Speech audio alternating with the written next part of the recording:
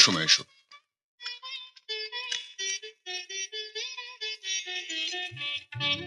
মাধবী, এই আমার মা। ওঠো মা, ওঠো।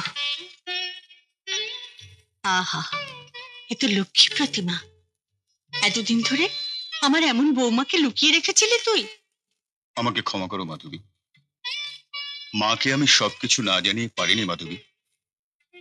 কিন্তু আপনারা, বাবা, আসুন আপনারা। এসো মা।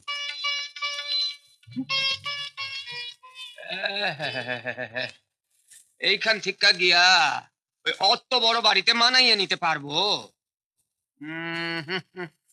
মনে হয় পারবো না।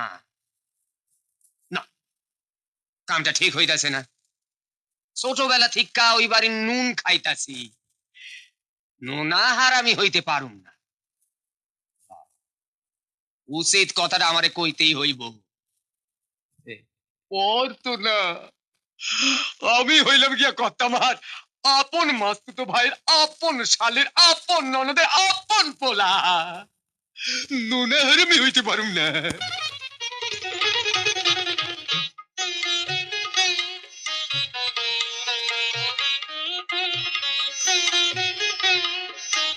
মেয়ে আমার খুব পছন্দ হয়েছে।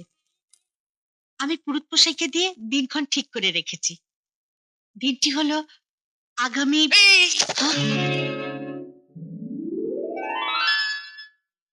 যা পইরা গেল।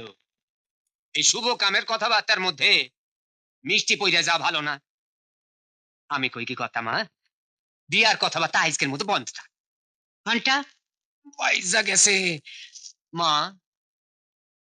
ওগুলো পরিষ্কার কর আর দোকানে গিয়ে নতুন মিষ্টি কিনে নিয়ে যা। আবার যদি পইরা যায়? তাহলে আমি নিজে যাব আর তোকে টাকা দেবো গ্রামে ফিরে যাওয়ার জন্য।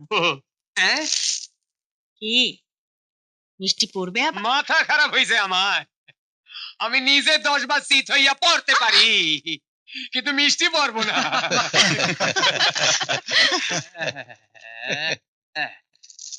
হ্যাঁ বেয়াই মশাই, আগামী 10ই অঘ্রাণ রোববার শুভ দিন।